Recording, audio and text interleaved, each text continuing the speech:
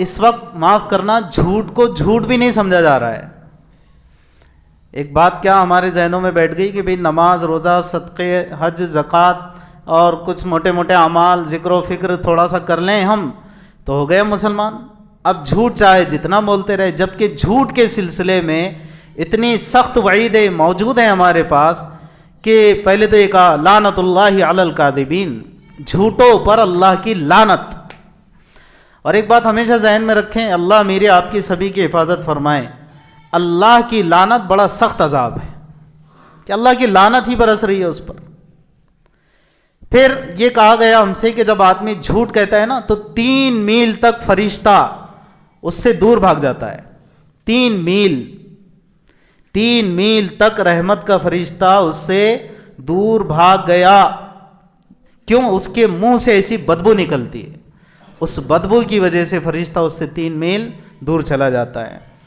پھر ایک روایت میں یہ بھی کہا کہ بھی مومن یہ گناہ اس سے سرزد ہو سکتا ہے. آپ سے جب پوچھا گیا تو آپ نے کہا کہ بھی ہو سکتا ہے ہو سکتا ہے ہو سکتا ہے، لیکن جب جھوٹ آپ سے پوچھا گیا ہے بھئی کیا مومن جھوٹ بول سکتا ہے، کہا کہ نہیں، مومن جھوٹ نہیں بول سکتا. اب اس سے اندازہ لگائیں، مجھے اور آپ کو ہم سب کو جائزہ لینا چاہیے کہ بھائی ہم کتنا 24 گھنٹے میں جھوٹ بول دیتے ہیں بات بات پر. اور یہ جو بڑی بلا چل رہی ہے نا، جس پر میں اکثر کہتا ہوں ایک 10 منٹ میں آ رہا ہوں، جبکہ ہم جانتے ہیں کہ جس فاصلے پر ہم ہیں وہاں سے 10 منٹ میں ہم آنے والے نہیں ہیں، کم سے کم 20 منٹ لگ جائیں گے، آدھا گھنٹہ لگے گا. بعض دفعہ تو یہ ہوتا ہے کہ بیچارہ انتظار کرتے کرتے جب تھک جاتا ہے تو کہتا ہے بھائی آپ نے کہا تھا ابھی تک آپ نہیں ایک 10 منٹ میں آ رہا ہوں، پھر اس کے بعد بھی اور 10 منٹ پکے.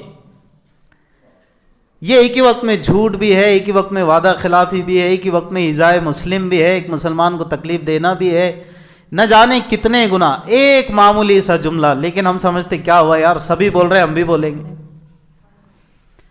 تو گویا دوسرے لفظوں میں سبھی یہ گناہ کر رہے ہیں ہم بھی کریں گے، نعوذ باللہ من ذالک. تو بھائی اس سے بہت بچنے کی ضرورت ہے.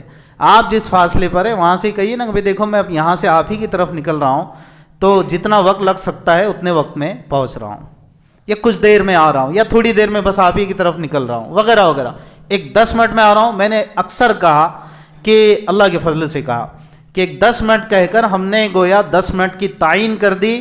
10 سے جیسے ہی 11واں منٹ لگے گا آپ وعدہ خلافی کے بھی جھوٹ کے بھی گنہگار بننا شروع ہو جائیں گے.